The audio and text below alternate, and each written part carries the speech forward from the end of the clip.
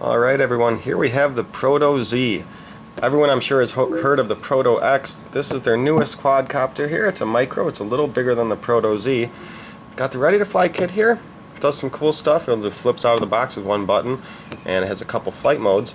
Let's get it out of the box, look at what comes with it, and then have some fun flying it and see how it goes. Alright, so in the box we get the instruction manual, extra set of blades, our charge cord, the quad itself, which we'll look at more, and the controller transmitter here. And I really like this transmitter. They don't include batteries. It's got a screw there, but I'm assuming it's 2 AAA. Looks the right size for that. But I really like this transmitter. I'm going to show you my Proto-X transmitter here.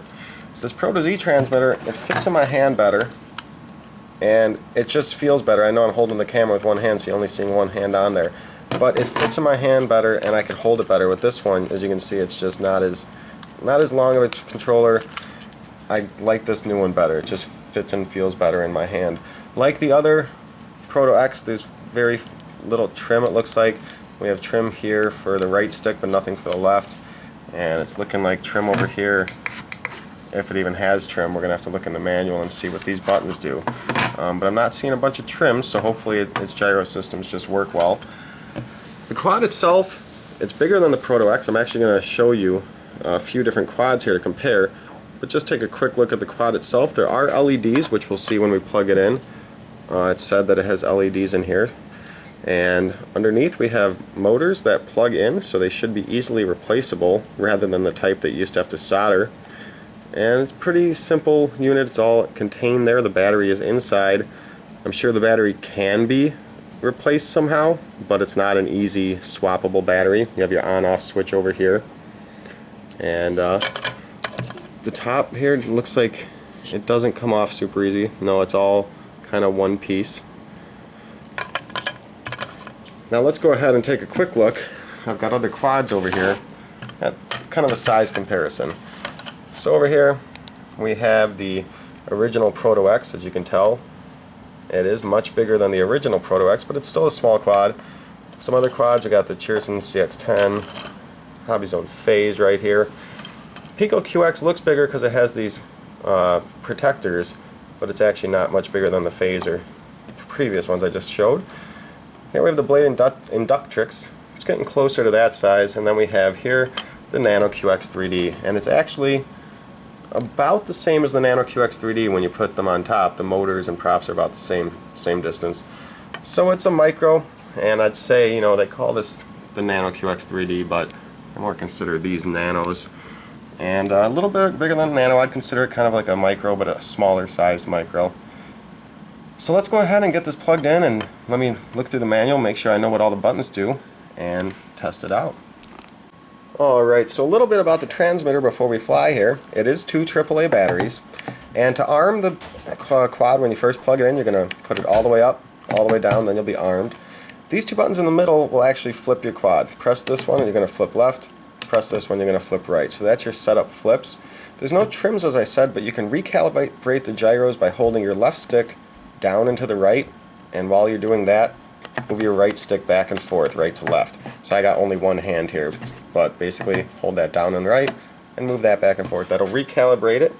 And you can also enter true direction mode, which I really hate this mode. I don't like that they do it on quads, but luckily it's a optional thing. It's not always flying. But a true direction mode is if you put this in front of you and then you hold down both those buttons, no matter how the orientation of the quad is, it's still going to go the direction that the right stick is pushing. So it doesn't help beginners learn. It's not really a mode that I recommend, but we'll test it out. It's, you know, it's something that some companies have been doing. Luckily you can fly it in the standard mode. That's what it's going to be pre-set up to. So I'm going to get it charged and we'll test out the flight of this. Alright, and one last thing I wanted to point out before we fly is there is no dual rates on this. This truly is a beginner quad. There's no trim, there's no dual rates, you have just a low rate to fly in. So just know that this is a beginner quad. So let's go ahead and see how it would be for a beginner. Let's get it in the air. Alright guys, so we're outside. This isn't really an outdoor quad, but there's absolutely no wind right now. We're going to test it out here. Get it up in the air. And now we are outside, so doing a hands-off hover isn't really pointful because there's wind. But there's no wind outside, guys, and actually I'm pressing full forward. And it was barely able to go forward there, even though there's like nothing, there's seriously no wind out here. This thing has very, very little tip.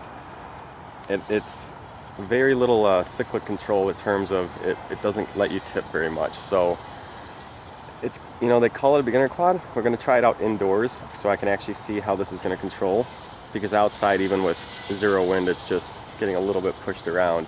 But as you can see here, I'm giving it full sticks on my right stick, and it is, you know, barely going. So this doesn't have any dual rates either. Oops, getting a little high there and trying to push against the wind a little bit and go forward.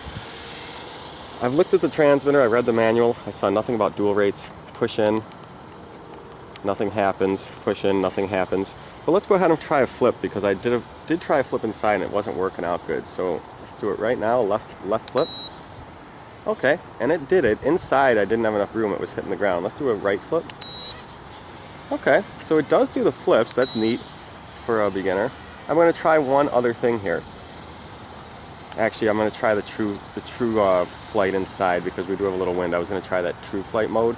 We'll try that inside. Let's just do one more flip and then take it inside where we can actually test how it flies. But from what I can say to begin with here, guys, is don't get this if you're an intermediate or expert flyer. It just doesn't have enough control for someone that likes to fly around and knows what they're doing. For a beginner, it is very slow and it might be good to learn on, but there's no protection for the blades there and everything like that. But let's go ahead and take it inside and just see how it goes in there.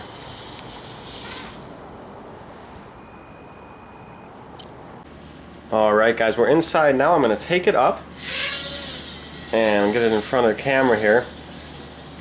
Now inside, we might be able to get more of a hands-off hover here.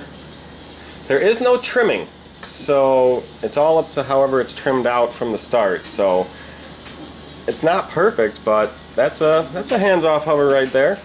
Just giving it a little throttle.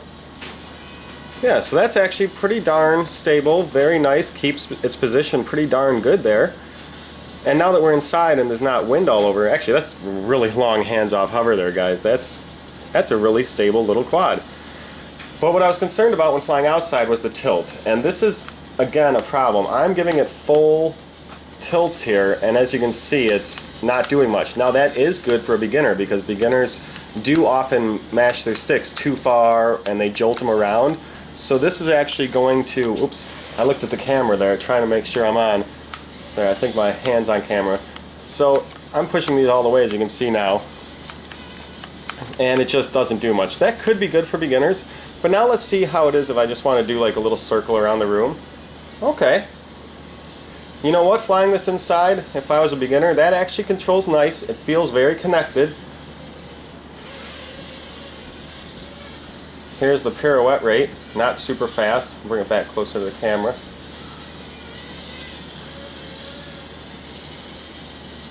That's full. You know what? Now that I'm inside, it's not bad. I would say, you know, it's definitely a beginner quad. It has very little tip. Like I said, there's no dual rates. But for a beginner, it seems okay. The only thing I'm curious about is durability, because there are other quads out there that are a little bit more durable. They have more protection around the blades. So I'm, you know, worried about the durability of it. But for a brand new flyer, the flight characteristics of this are actually very good. For someone that's just starting in flight and might accidentally over push their buttons here, it's very controllable, and you're not just going to go straight into a wall. So actually, for a beginner, the flight characteristics of this are pretty darn good. If you're learning and you just want to learn orientation, learn how to hover in all directions, you know, it's going to be good for learning orientation. But for an advanced pilot like myself, I can't correct things. If I'm going fast on a turn, it's not going to let me like back up and correct quite as much. So for me, I would actually almost run into walls more if I start trying to fly this fast, because like right here, if I was going to go around that corner a little faster, I might not have been able to stop myself from hitting this wall over here. See, it's got to worry about that. So, you know, overall, I'd give this thing a 10 for a beginner, other than the fact that I'm not sure how durable it's going to be. But for the flight characteristics and for that hands-off hover you saw, that was pretty amazing. Now I'm going to land it. It's out of view for you guys. But I have the face away from me, and I'm going to go ahead now and hold in on these two buttons, and it made a little blinks on the ground there. Now it should be in their directional, no orientation mode basically. So now, even if I twist this, if I push forward, it's still going to go away. This way, it's still going to come towards me, no matter what way the helicopter is tilted. I don't really like these modes because, going down. I don't really like these modes because I feel like, you know, you're not going to learn orientation. You're not going to learn how to fly better if you fly in a mode like this. But it can let you fly around, and you don't have to worry about which way the helicopter is facing. I'm going to go ahead and land it. To get out of this mode, you just go ahead and land it, and again, you hold down on the two middle buttons, and then take it back up. And if you saw before, I don't know if you noticed before, but before the blue lights were blinking when we were in that mode, and now the blue lights on the front are solid. Just get up close so you can just see it in flight here, if I can hold it by the camera. And it's a pretty good looking little quad. It's pretty stable and easy to keep in one spot here, as you can see. But again, do not get this if you've flown pretty much anything else before, because it's too slow and too easy, kind of, that makes it no good for an intermediate to experienced pilot. So I'm going to wrap this up. I'd say overall, if you're brand new and you want to learn orientation, you want to learn how to hover in all directions, and you want to learn how to start doing slow circuits, this would be a good quad to do that with. It's definitely kind of impressed me more than I thought it would in terms of its flight characteristics. It's just, stay away from it if you've flown anything else. It's not a quad to add to your hangar there. It's not one that you're ever going to fly if you're an experienced pilot. So, and happy flying. We'll see y'all later.